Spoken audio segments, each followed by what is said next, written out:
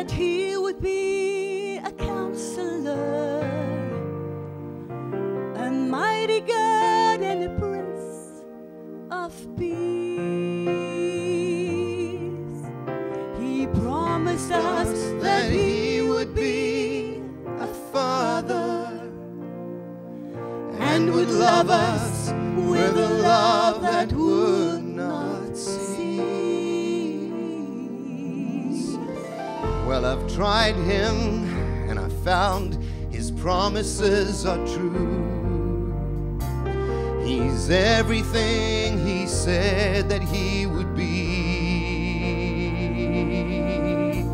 The finest words I know could not begin to tell just how much Jesus really means to me.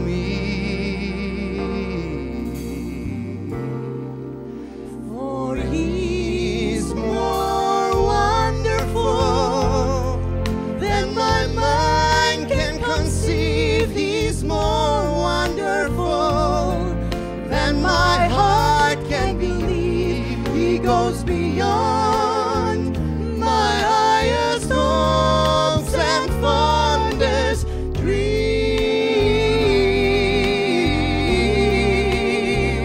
He's everything that my soul ever longed for, everything he's promised, and so much more. He's more than amazing, more than marvelous, more than miraculous could ever be. He's more than wonderful. That's what Jesus is to me.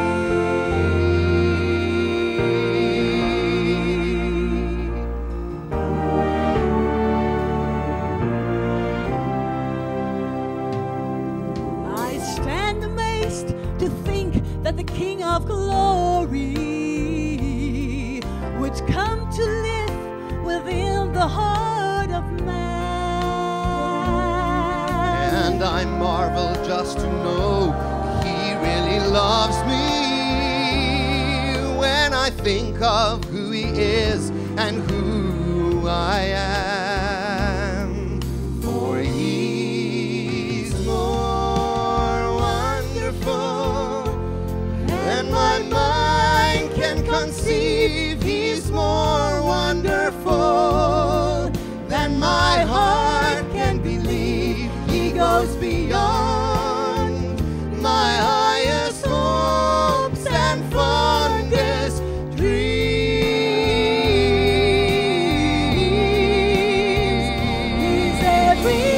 He's everything that my soul ever longed for, everything he's promised, and so much more. He's more than amazing, more than marvelous,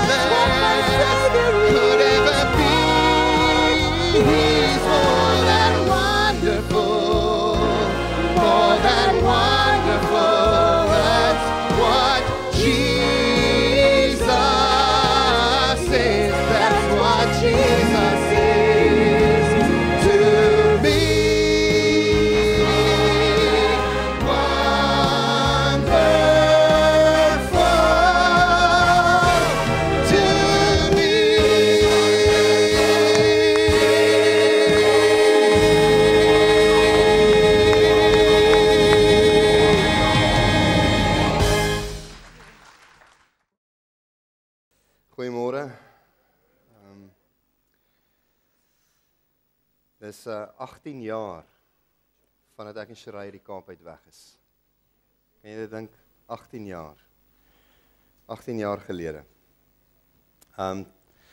Terwyl daar van die mense gedoop is vanoggend, nou herken ek mense wat daar staan en ek besef ek was by hulle doop, by die ouers se doop betrokke.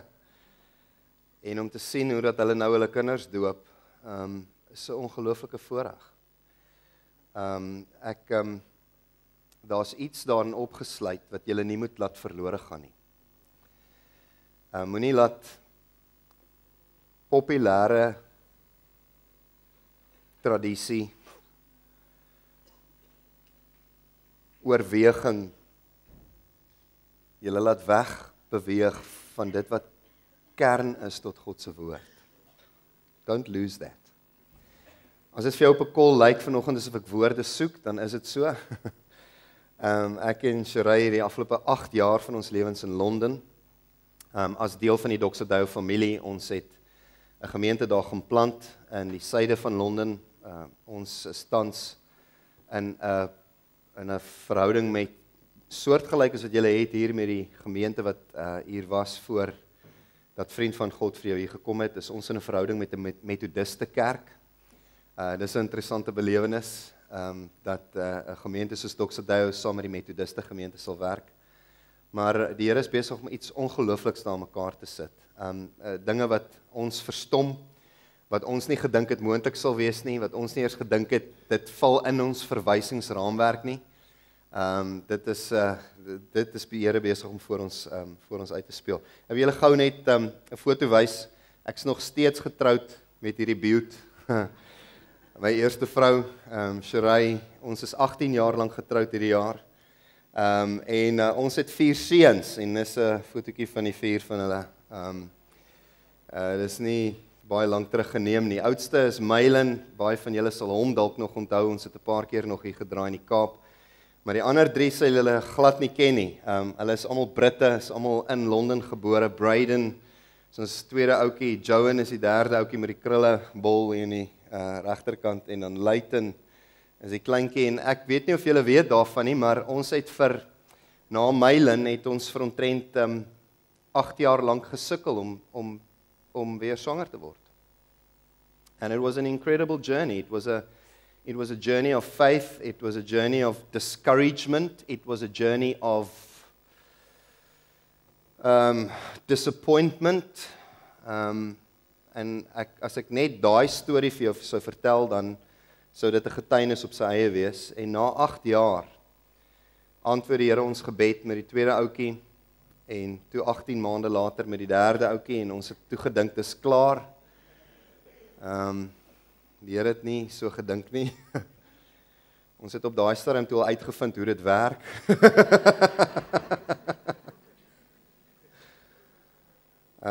Ek maak net seker Pietie het gesê ek het tot so 12 uur toe. Ja, dankie. Julle gaan in elk geval nie by die Dros of by die Ocean Basket kom voor die NG Kerk ouens nie, so julle kan maar lekker sit en ontspan. Dis 'n voorreg om saam met julle te wees. Ek wil vanoggend praat oor die eerste reeltjie in 'n skrifgedeelte wat ons al so baie gelees het. En ek vertrou dat vanoggend se woord, en ek wil weer net byvoorbeeld om verskoning maak vir die feit as ek dalk oorslaan in Engels op 'n kol, dan is dit nie omdat ek jou nie wil ag in jou taal nie, maar is net omdat ek my kop nie meer preek in Afrikaans nie. Maar ons het al hierdie frase so baie keer gebid, ons het al so baie keer gelees, ons het dit al so baie keer vir mekaar gesê. En iets in hierdie skrifgedeelte wat ons gaan lees in die volgende paar oomblikke het regtig net uitgespring uit my hart uit, en dis opgesluit in die Onse Vader. Maar so rukkie terug is daar 'n vrou in ons gemeente, en sy moet gaan vir 'n bestuurslisensietoets, en sy kon nie iemand kry om na haar 4-jarige dogtertjie te kyk nie, en so sy uit daar op die pad, hulle gaan 'n bietjie oefen, en toe hulle so om die eerste draai gaan toe, ry sy per ongeluk daar in die randsteen vas, en die dogtertjie agter in die sitplek begin bid kliphard. Sy sê, God is great, God is good, let us thank him for our food. En haar ma's toe redelik omgekrap, en sy draai om, sy vra, wat maak jy? Sy sê, wel, jou bestuursvernuf maak my baie bang, en dis die enigste gebed wat ek ken.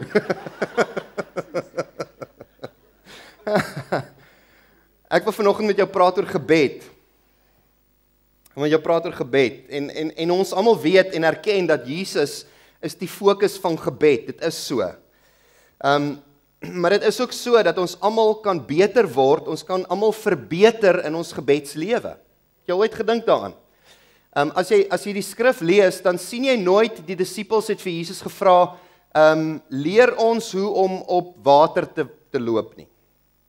Alhoewel ek dink dit sou nogal nie 'n slegte ding gewees het nie. Ek sou nog graag wou geweet het hoe hy dit doen. Of hulle het nooit gevra, wys ons hoe maak jy water in wyn? Hulle het nooit dit gevra nie. Nooit gevra, jy weet hoe die een vraag wat die disippels gevra het was, leer ons bid. Leer ons bid. Jy sien in die eerste paar stories wat ons het van Jesus in die Bybel, Nuwe Testament, lees ons van disippels wat bietjie op die agtergrond was, bietjie bang. Jy weet, hier is Petrus, hy klim uit die boot uit, klim op die water, sink.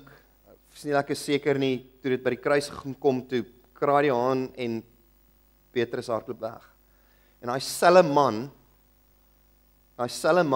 'n ruk later, loop by die tempelpoort ingang in, lê sy hande op 'n siek ou, gesond. Iets het verander. Dus gebed is iets waarin ek en jy kan groei. Party van julle sê, toe jy die hoor, ek wil praat vanoggend oor gebed, toe sê ek, okay, goed, ja, daai tannie en daai oom, baie dankie, ek hoop hulle gaan iets baat by volgende se woord. Maar nee, ongelukkig nie. Dis vir jou. Dis vir jou. It's possible to improve in our relationship with God through prayer. As jy lees van die disippels, hulle gebedslewe was van so aard, hulle kon bid oor 'n sakdoek. Mense vat die sakdoek, vat 'n stuk lap en hulle gaan lê dit op siek mense, kilometers ver weg. Mense word gesond. Hulle bid en aardbewings het gekom. Hulle bid en kamers skud. Hulle bid en iemand wat by die venster uit geval het en homself doodgeval het onder, word weer lewendig. Daar was 'n progressie. En daar's baie verskillende maniere hoe jy kan bid. Maar weet jy wat, jy het nie 'n Louis Brits baseball cap en 'n Hillsong CD nodig om te bid nie. Jy sien, baie van ons gesprekke oor gebed, dink ek, gaan oor nie die feit dat ons moet bid of nie bid nie, ek dink dit gaan oor die frustrasie van onbeantwoorde gebede.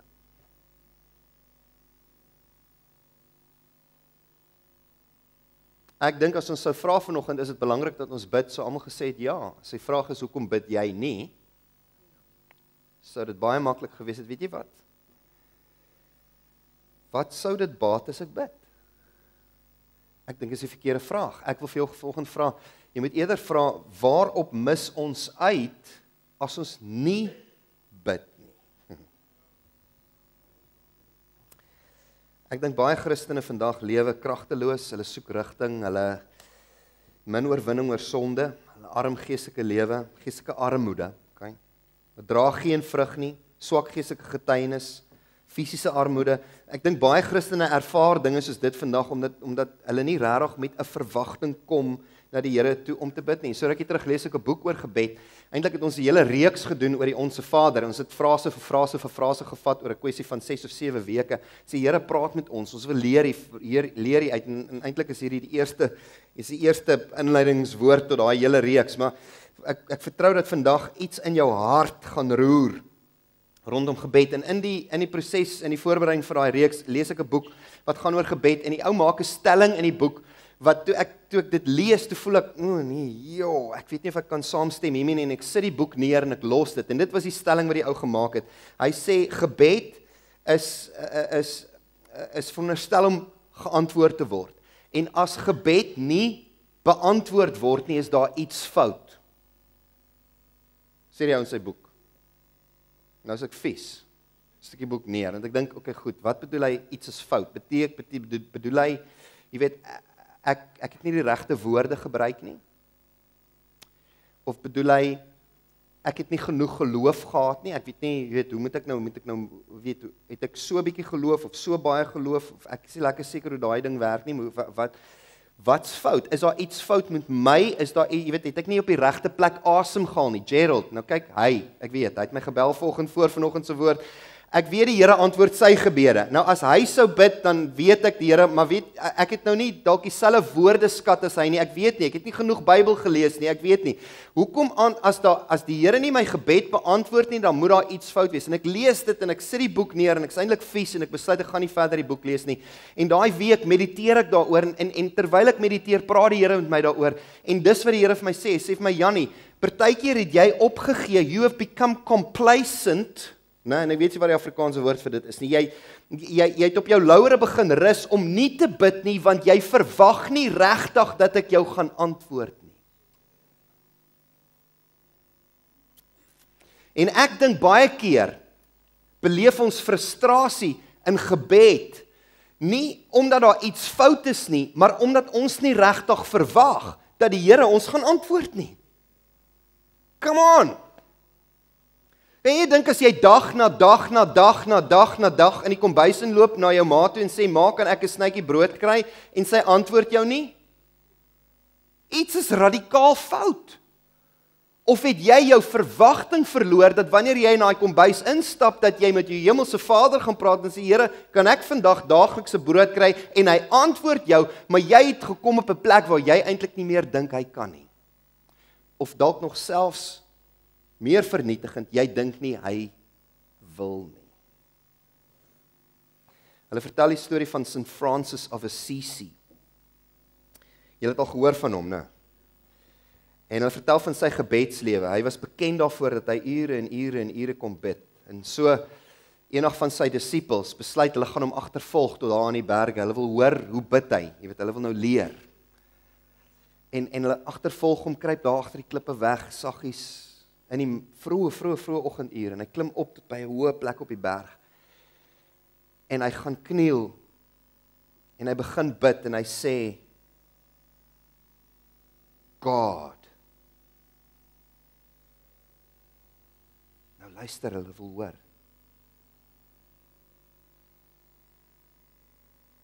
En 10 minute gaan verby, en hy sê niks. 'n halfuur, 'n uur, 2 ure.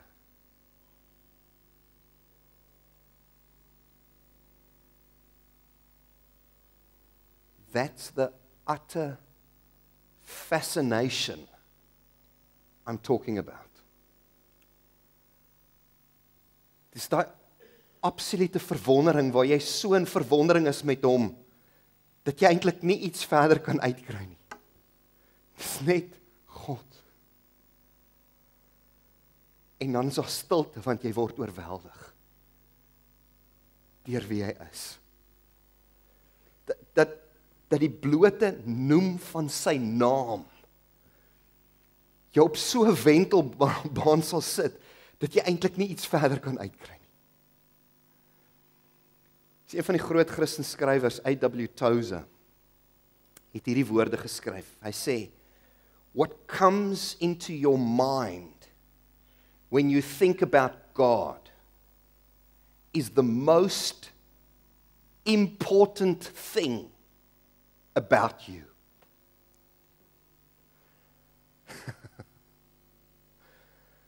What you think about when you hear the word God, it's the most important thing about you.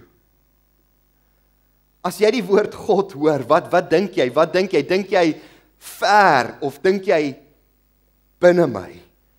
Dink jy kwaad of dink jy liefdevol? Dink jy veroordelend of dink jy vergifnis? Ek behoort. Wat dink jy? Wat dink jy is die woord God hoor? Ek lees 'n skrifgedeelte Genesis hoofstuk 1 vers 26 tot 28. Ek wil dit vir jou lees. Jy spring iets uit hierdie skrifgedeelte so rukkie terug na my toe. Is reg in die begin van die boek, okay. Baie mense gaan met vakansie en dan vat hulle so 'n stapel boeke saam en dan begin hulle lees altyd die laaste hoofstuk eerste. Kan ek bysê party Christene probeer ook dit doen. Hulle lees die laaste hoofstuk eerste, dan probeer hulle die ander verstaan uit die laaste hoofstuk uit. Jy kan nie dit doen nie. Die Here is 'n slegte skrywer, okay? Hy het geen geheime weggehou in die einde nie. Hy het alles wat in sy hart was, sommer van die begin af gesê. Jy hoef net die eerste hoofstuk te lees om presies te weet wat in sy hart was, om presies te weet wat in die res van die storie gaan gebeur. There are no surprises. There are absolutely no surprises. He didn't leave anything to the last chapter and then go, aha. Hy sê dit reg aan die begin en hier reg aan die begin sê hy, then God said, let us make. En hoor bietjie die woorde wat hy daar gebruik. Hy sê kom ons maak. Let us make. En ek wil jou aandag vestig op daai woordjie make. Let us make man in our image. In our likeness, and let them have dominion. Laat hulle gesag hê. En ek net jou aandag fokus net op daai twee stukkies, want iets uit daai skrifgedeelte spring uit na my toe. Let us make, dis God se deel, and let them have dominion. Dis ons deel. Dis asof die Here sê, hier's my deel, hier's jou deel. Let us make and let them have. Let us make and let them have. En terwyl ek dit lees, besef ek dis presies wat gebed is.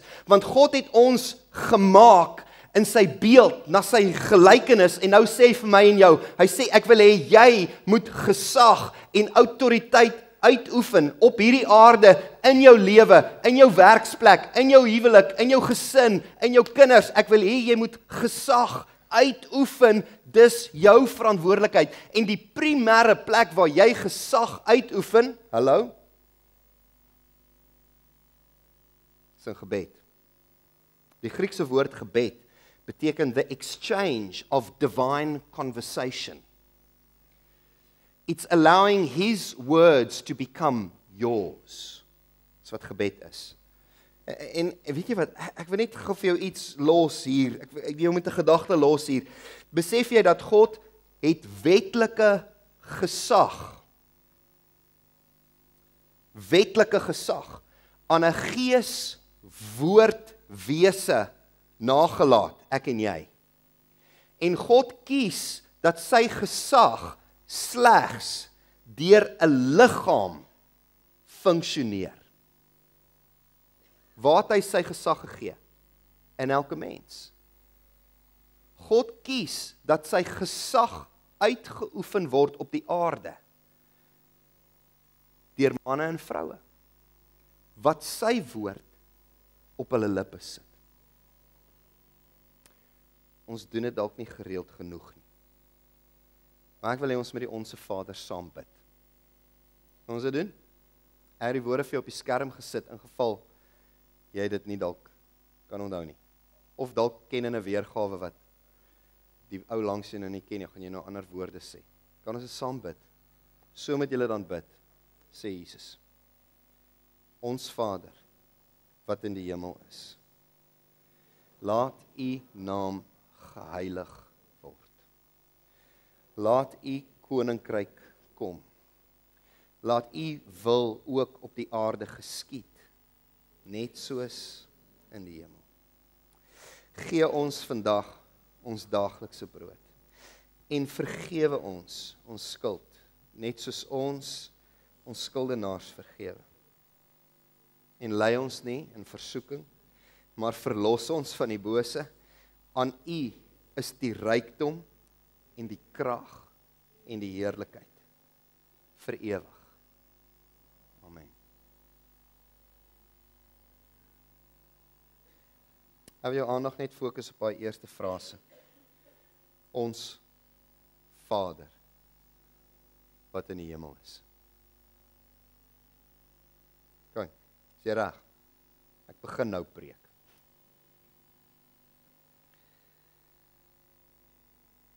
Die Onse Vader is 'n meervoud gebed.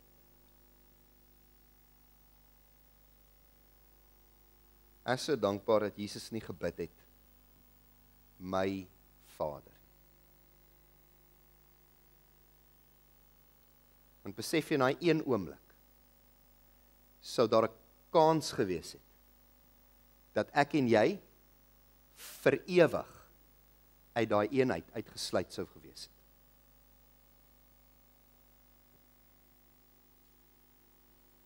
Maar hy bid ons Vader.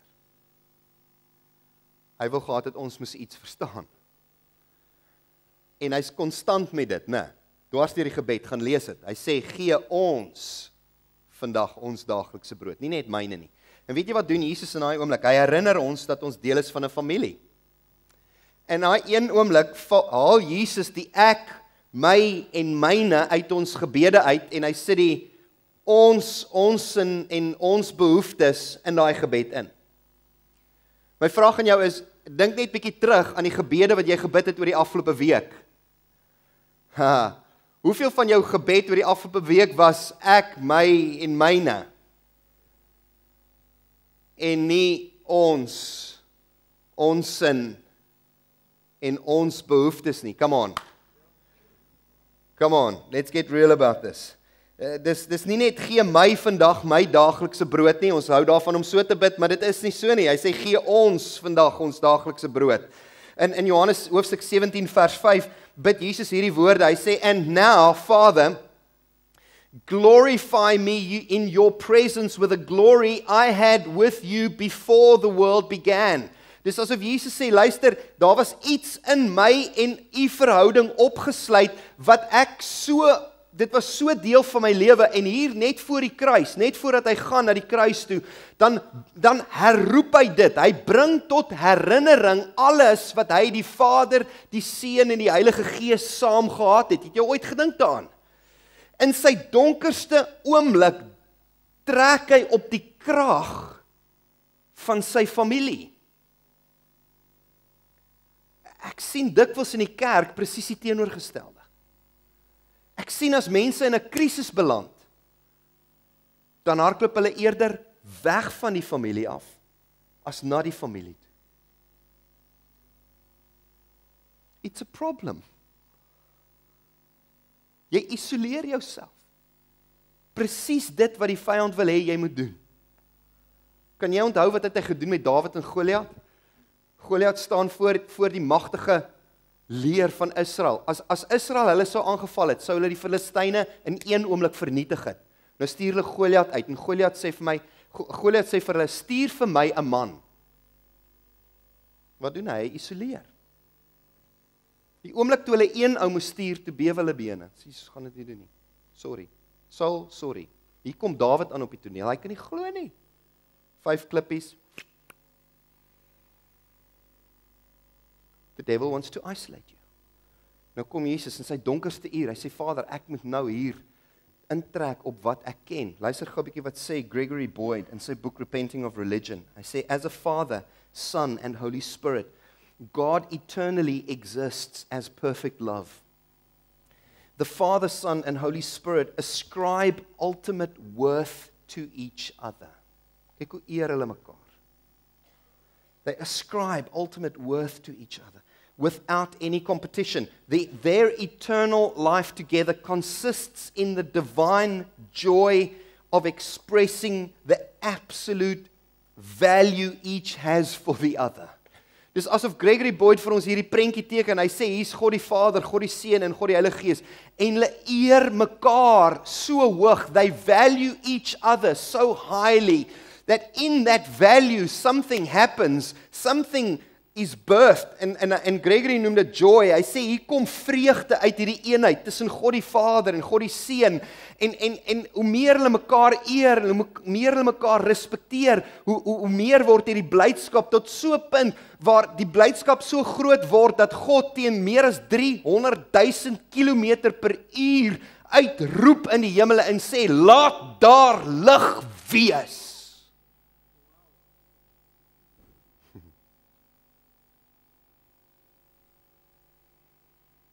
En daai eerste gebed, luister, die eerste gebed in die geskiedenis van die mensdom word geuiter. Laat daar lig wees. Daai gebed gaan tot vandag toe nog aan. Hulle ontdek nou nog goed wat daai gebed maak, reg oor heelal. En uit daai situasie uit daai eenheid uit, kom God en hy vat die klei van hierdie aarde en hy begin vorm. En hy blaas. En hy begin praat met Adam en hulle stap saam in die tuin. Hallo. En hy wys vir hom, hy sê kyk al die mooi wat ek vir jou geskaap het en hy leer hom en daar's eenheid en daar's geweldig en hulle bid, dis gebed, gesprek, hulle praat met mekaar, dis gebed. En daar's gebed en Adam sê, "Ja, ek voel bietjie alleen" en hy raak aan die slaap en die Here sê, "Kom ek verras hom." En terwyl hy slaap, kom hy en hy maak vir Eva. Kan jy dink hy het dadelik vir Eva na Adam toe gevat of dink jy die pa van die heelal het eers sy dogter gevat daar aan die hand en met haar rondgeloop in die tuin en haar gaan wys gesê, "Kyk hierso, kyk dit wat ek vir jou gemaak het. Kyk ja, daai ouens kom nou by hom, maar moenie worry, kyk hierso, kyk wat het ek vir jou geskape." En toe Adam wakker word, toe loop die pa daar by die paadjie af, soos wat enige goeie pa sy dogter sou vat. Hallo? En die pa van die heelal bring sy dogter. En hy stel haar voor aan die eerste bruidegom. En hy sê hier, is my dogter wat ek vir jou gemaak het. Dis die basis van gebed. Dis die beginplek van ons verhouding met hom. Weet jy, dis my geen wonder dat die dinge waarvoor ons so baie keer wag, vrede, hoop, sekuriteit, blydskap. Weet jy hoekom voel ons so vervuld wanneer daai goeders ons deel word? Want dis waaruit jy geskape is. Dis huis. Dis jou veilige plek. Weet jy wat? Die Here het nooit ja gesê vir vrees nie. God het nooit ja gesê vir siekte nie. Hy het nooit ja gesê vir gebroke verhoudings nie. Hy het nooit ja gesê vir woede nie. Hy het nooit ja gesê vir woede uitbarstings nie. Hy het nooit ja gesê vir jaloesie nie. Hy het nooit ja gesê vir 'n baas wat jou neertrap nie. Hy het nooit ja gesê vir armoede. Hy het nooit ja gesê. Dis hoekom jy so ongemaklik daar voel, want dit is nie jou huis nie.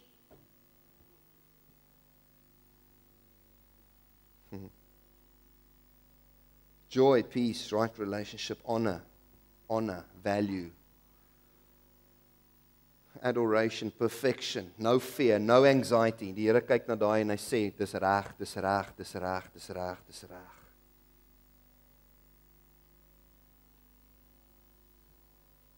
As ons die woord Vader gebruik, die woord Vader in die Hebreëse taal beteken oorsprong van alle dinge. OK. Ek weet as ons die woord Vader gebruik, dan is dit moeilik vir party mense en 'n gehoor soos hierdie vanoggend, is dit moeilik want pa is moeilik vir party mense om te verstaan. Nie vir almal nie, maar vir party mense is dit moeilik en vir party mense dan beteken dit, jy weet, dit was die persoon wat my afgebreek het in my lewe of dis die persoon wat ons verlaat het of dis die persoon wat van ons grootste seer veroorsaak in my gesin. En soos die woord God is Vader gebruik, dan is dit vir party mense moeilik om dit te verstaan. Maar Jesus kom, hy sê ons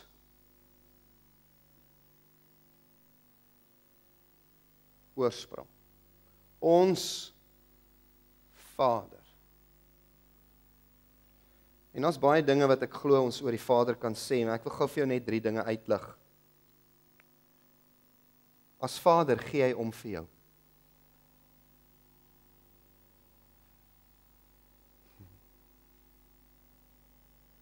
Luister, dis jou vertrekpunt. As jy na die Here toe gaan en jy bid, ons Vader, as jy daai plek stil word in jou hart waar jy begin bid, is hierdie die heel eerste ding wat jy in jou kop moet kry. As Vader gee hy om vir jou. Hy like jou. Die Here het nie vanoggend kwaad opgestaan nie, okay? Hy's nie kwaad vir jou nie. Dit wat gebeur het in jou lewe verlede week en die week voor dit, hy het gebeur, is nie kwaad vir jou nie. As a matter of fact, he's standing as a loving father, waiting for you to respond, waiting for you to return, waiting for you to just embrace him again. He's waiting, he's a loving father. Hoor 'n bietjie wat sê Psalm 103. It sê, as a father has compassion on his children, so the Lord has compassion on those who honor him. And Mattheus says, so don't worry, what shall we eat or what shall we wear? Your heavenly Father knows you need these things.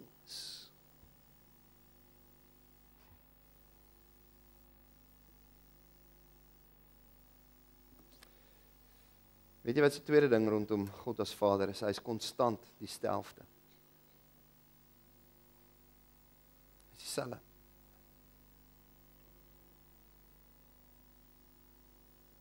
Ek was lank in tienerbediening hier. En ek onthou tot vandag toe werk ek gereeld met jong mense, sê vir my, weet jy wat, ek kon nooit my vriende huis toe bring nie. Ons het altyd by hulle gaan speel, by my vriende. Ek het nooit my vriende na my huis toe gebring nie. Ek het geweet ek geweet hoe gaan my pa wees aand as ek by die huis kom nie. Ek kon nie my vriende sin toe nooi nie. It's consistently the same. Jakobus sê, every good gift and perfect gift is from the Father who does not change like shifting shadows. Dit is konstant dieselfde. Weet jy wat is die derde ding rondom die Vader? Jy moet hierdie goed in jou gees kry. Hy is lief vir jou, hy is dieselfde. Die derde ding is, hy is toegerus. Hy is toegerus. He is fully equipped. Hoor gou 'n bietjie wat sê Lukas, sê for nothing is impossible with God. Dit bestaan nie in sy vocabulary nie. Hy verstaan nie die woord onmoontlik nie. Dit is nie in sy woordeskat nie. Ek wil julle graag 2 stories vertel. Die een is toe Mylin, ons oudste seun, hy is 4. Nou gaan ons met vakansie saam met vriende van ons na Stilbaai toe. Nou is dit Kersfees. Nou kry Mylin sy eerste fietsie. Nou is ek en Sherry daar in die tent met die fietsie en Mylin ry daar rond, al die kinders speel, is amazing. En hy's daar weg met die fietsie, kinders is hier af in die karavaanpark. Na so 1/2 uur kom Mylin aangeloop, lekker stof gesig hier, die traanstrepe lê so oor sy wang, sonder die fiets. Nou vra ek vir hom, waar is die fiets? Sê nee, pap wil. En ek besef in daai oomblik, die oomblik van magteloosheid wat oor my kom. Want ek onthou, ek probeer nou terugdink, ek onthou die dag toe hy gebore is en ek en Sherry uit die hospitaal uitloop, daai tannie wat daar by die voordeur staan wat vir die manual gee vir elke kind. Sy was nie daar daai dag nie, ek onthou dit nou skielik.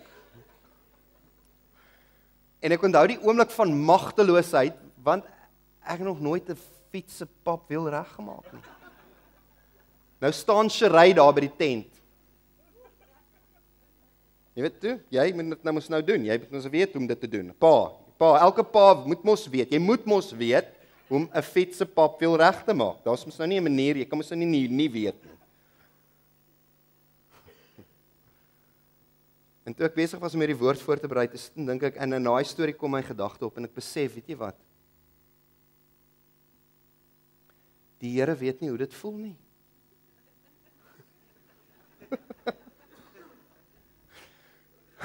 Hy het nog nooit daai oomblik gehad nie. Hy was nog nooit in 'n situasie waar jy iets aangevang het waar hy gesê het,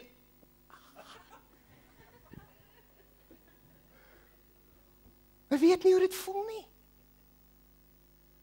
Because he's absolutely competent.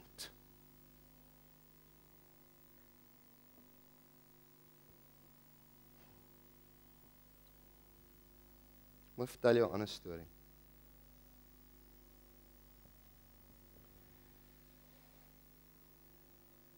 Ek en Sherry, ons het baie sterk gevoel die Here praat met ons toe oor Londen. It was a moment like, ek kan 'n paar sulke oomblikke in my lewe vir jou uitlig en sê daai dag. Ons trek Londen toe. Ons het in 'n pragtige, lieflike 4-slaapkamerhuis gewoon in Pretoria. En ons het opgepak met alles wat ons gehad het, ons het die huis uitverhuur. Ons Londen toe en omtrent 'n jaar en 'n half nadat ons in Londen was, bedien ek een Sondagoggend by Doxydale in Pretoria. Soortgelyk aan hierdie oggend, terwyl ek preek, hoor ek hoe sê die Heilige Gees vir my, ek wil hê jy moet jou huis gee vir daai gesin wat daar sit.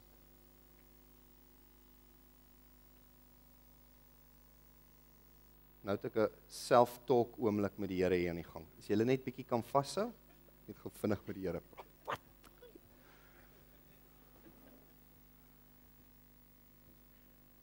En ek het preek klaar gemaak. En ek was baie besige Sondag.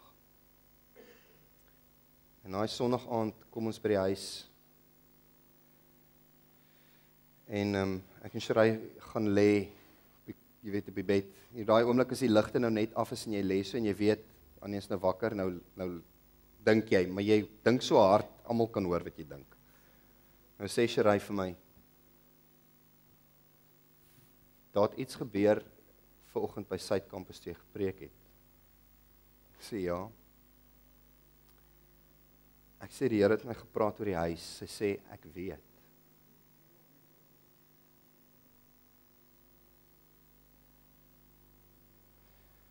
En ons gaan toe terug Londen toe. Ons besluit ons gaan bid daaroor. Ons gaan met die Here praat. En toe op my volgende trip SA toe bel ek die ou. Ek sê, luister, ek moet jou praat. Hy sê ja, ek wil met jou praat. Uiteindelik gehoop jy kom een of ander tyd weer. Ons wil graag met jou gesels. En ek sê vir Shirai, okay, goed, hier is die deal. As die Here met hulle gepraat het. Okay. Moet net doodseker maak.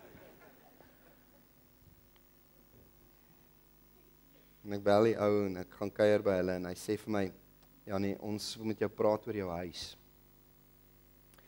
En ons het gebid daaroor en ons het die Here gevra of ons met jou mag praat en hy het gesê, is okay. So ons neem vrymoedigheid om vandag met jou te praat. Ek sê nou, wat wil julle vra of sê? Hy sê, ons wil 'n huis koop, maar ons wil nie net 'n huis koop nie. Ons wil jou huis koop. Maar ons het nie die geld om dit nou te doen nie. En in daai oomblik weet ek.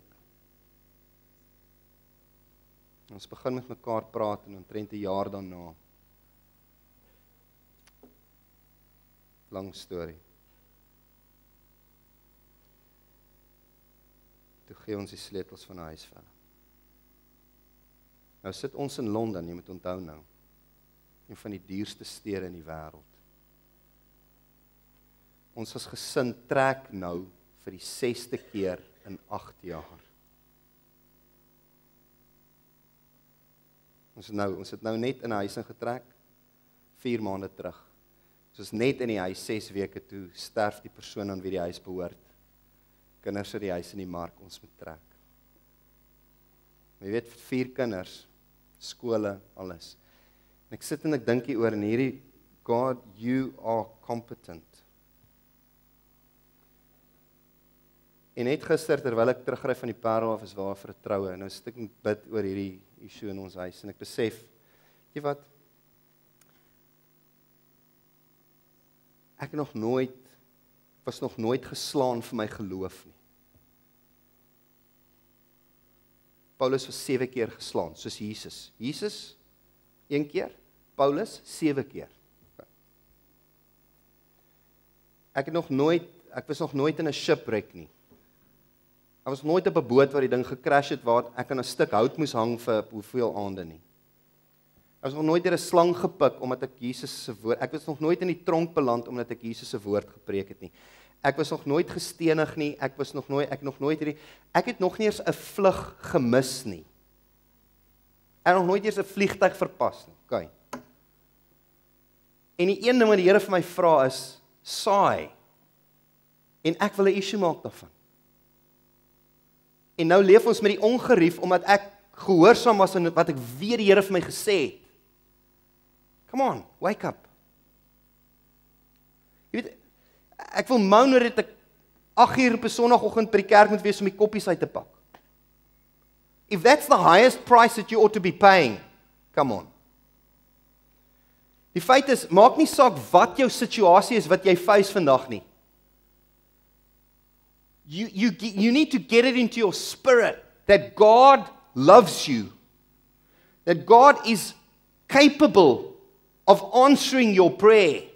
And with Him, absolutely nothing is impossible. If you can get that into your spirit, you can step forward and say, Ons Vader, wat woon in die hemel. Come on. And you can start exercising legal authority in the earth. Because God is in control. And He has mandated you. Ek dink baie keer ons verloor net fokus. Ons bid nie want ons weet nie, ons vertrou nie regtig hy gaan ons antwoord nie. En dalk het die geskiedenis jou geleer, jy het dalk gebid oor iets en dit het heeltemal anders uitgedraai as wat jy gedink het. And you've just given up on prayer. Come on. You've not given up on prayer, you've given up on a person who desperately loves you, who was willing to give himself to you. You're not giving up on prayer, you're giving up on the very person that calls home the space that he wants to invite you in. And sometimes it just doesn't matter.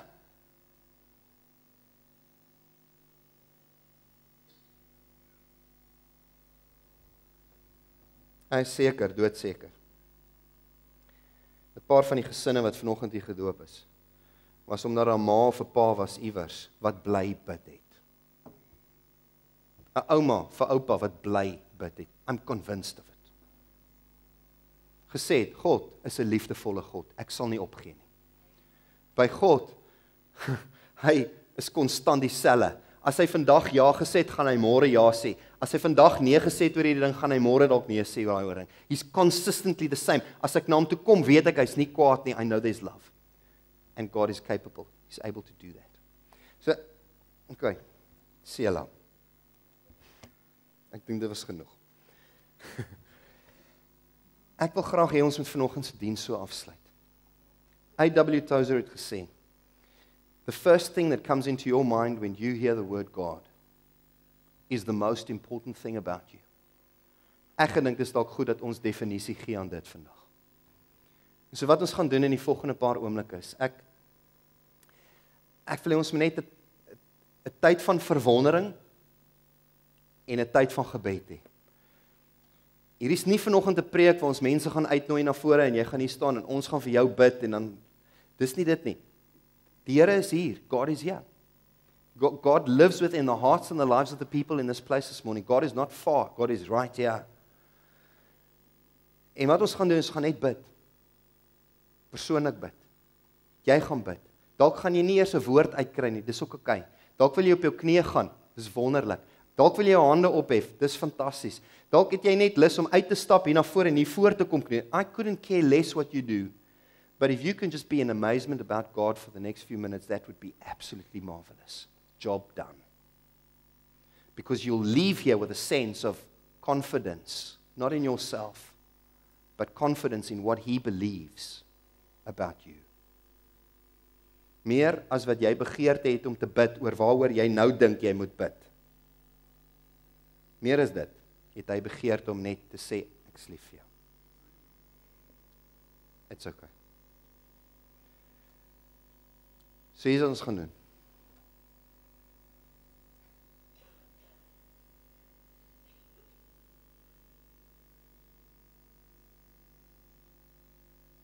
Let's pray.